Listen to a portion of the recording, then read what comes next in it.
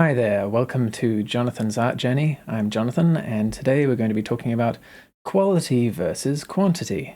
And lately I've seen the argument sort of shift over to the quality side. So, going to go through a lot of their arguments, which I agree with, and we'll see what's up.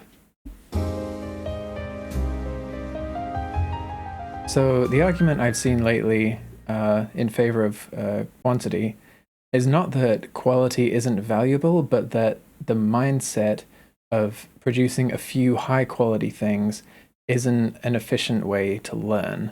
It leads to a lot of wasted time polishing things that maybe have bad foundations when you could instead move on and try again.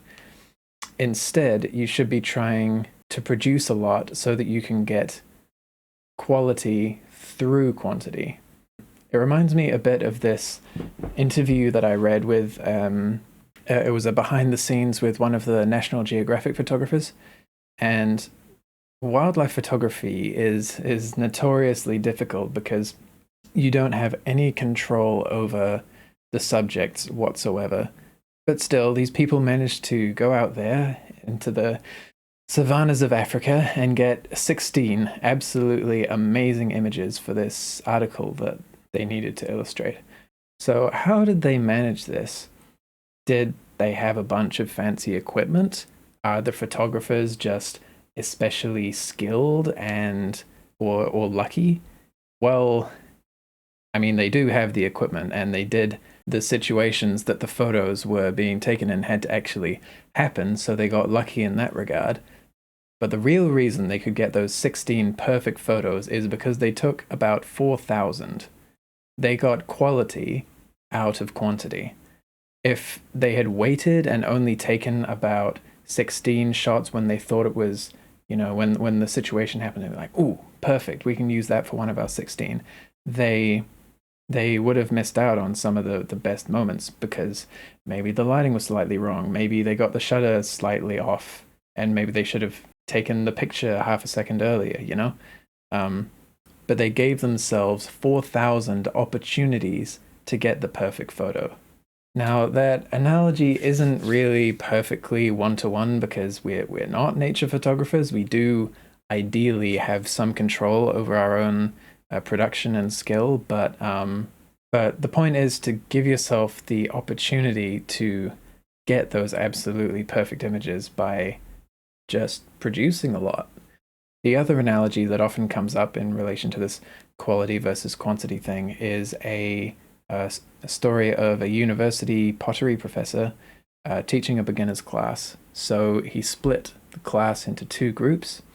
One of them he tasked with making one absolutely perfect pot, and they would be graded on the best pot that they could produce.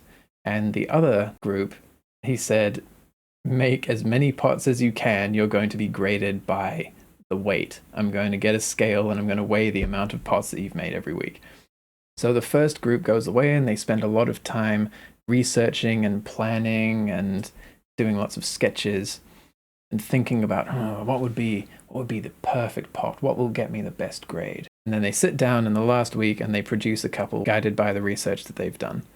Whereas the other group, right from the get-go, they jump on the wheel and they're just spitting out pots left, right, and center. And you know what happened in the end? It turns out the pots of highest quality were among the body of work of the students who had been producing quantity.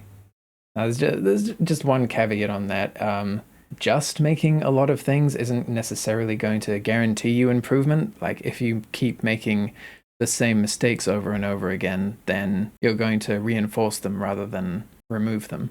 So in the course of this mass production, you do still have to actively be trying to shore up your weak points and double down on your strengths and experiment with new techniques and new ideas. But as long as that's there, as long as that drive to improve is keeping you going and you're not just producing by rote, then you'll figure it out. It'll be an upwards trend. Do that backwards for the camera. Yeah. So go out there and produce.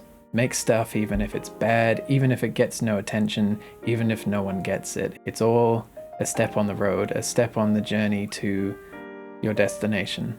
Just keep walking, and who knows what gems you'll discover.